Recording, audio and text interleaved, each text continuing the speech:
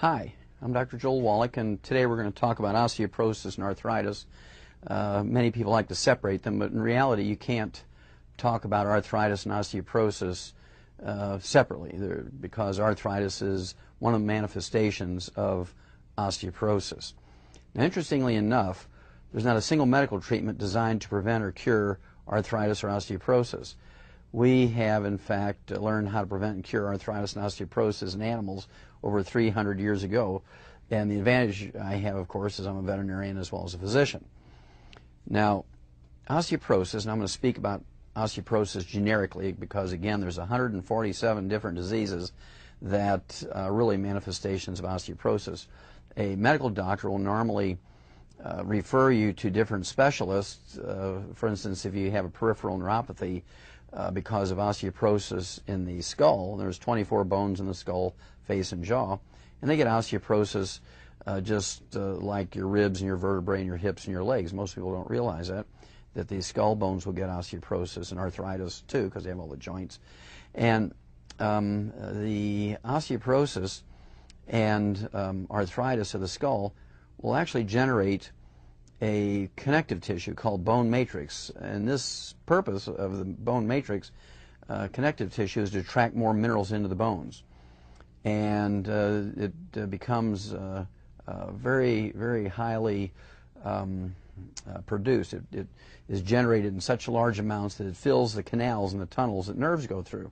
And so a lot of diseases we think of as being neurological problems, such as Bell's palsy, where one side of the face droops, that's because the seventh cranial nerve is being squeezed by this connective tissue, this bone matrix that is generated when you have osteoporosis of the skull bones.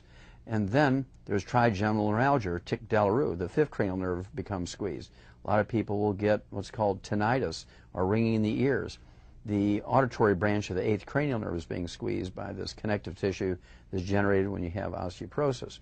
You can get diseases such as sciatica, where the roots of the sciatic nerve, which come out from between the vertebrae and the lumbar area, the lower back, they will actually be squeezed coming out from between these lumbar vertebrae. You can have degenerative disc disease, which is a concurrent or similar disease to osteoporosis. But you can get a shrinking of the vertebrae or compression fractures of the vertebrae, bone spurs, calcium deposits, all of which can impinge upon these nerves. And so we're going to talk about some of these peripheral neuropathies. We're going to talk about osteoporosis. Osteoporosis is not a woman's disease, as doctors would have you believe. Osteoporosis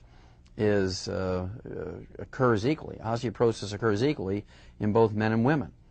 And this will flabbergast most people because most people have been taught that osteoporosis primarily occurs in postmenopausal women. You can have osteoporosis when you're 3 years old if you live on nothing but juice, and a lot of kids do today. They grow up on apple juice and grape juice, soft drinks, dry cereals, hot cereals, very little protein, very little in the way of minerals, and it's amazing that we have so many tall kids because of the lack of minerals. Now, our bones consist of more than just calcium, and when people try to prevent calcium deficiencies with just calcium, they say, oh my goodness, my whole family of women has osteoporosis, so people will naturally gravitate towards supplementing with calcium. Well, that's not enough. There's actually 89 cofactors necessary for the calcium to work and be employed by the body in an optimal way. Many of them the average person knows. People know that you need vitamin D to absorb calcium and deposit it in the bones. People know that we need vitamin C to make good and healthy bones, otherwise you get scurvy and you start getting osteoporosis of the facial bones. When you get osteoporosis of the facial bones and the jaw bones, you get a periodontal disease. And of course, somebody would refer you to a periodontist or a dentist, when in fact you need to deal with the osteoporosis that is caused by the vitamin C deficiency. So you need vitamin D, you need vitamin C, you need vitamin A to have healthy bones. You need copper and zinc and selenium and strontium, and you need boron. You need things like silica, praseodymium, neodymium, and I could go on through the 60 essential minerals, and then all the vitamins are necessary for your bones to maintain and repair themselves, to develop bones when you're a child. And so it's a very, very naive position to take if you want to prevent osteoporosis to just supplement with calcium. I also find it kind of amusing that the modern physician today, when somebody complains about achy bones and he does a bone density test and finds that they do have early stages or even advanced stages of osteoporosis, instead of sitting down and talking with them for 15 minutes about mineral supplementation or all the known essential nutrients, they will whip out the prescription pad and write a prescription for drugs such as Fosamax. And certainly Fosamax does not rebuild bone mass. It will slow down the teardown process, but will not actually add more bone mass. People also forget that there's a two-edged process going on in our bones at all times. Our bones are not static. They are not like poured concrete. Our bones are very dynamic, depending on what you eat and what you don't eat. That's why people with arthritis, they say, you know, I get achy sometimes, and then I could go weeks and not get achy, and then, man, suddenly I get very achy. Well, that's because of what people are eating and not eating. And so, obviously, you want to consistently supplement with all the known essential nutrients, stay away from the bad stuff. And in the case of bones, the bad stuff starts with a list of carbonated drinks. Carbonated drinks actually neutralize stomach acid. You cannot absorb, or you cannot efficiently absorb, minerals without stomach acid. You cannot digest protein because the stomach pepsin, the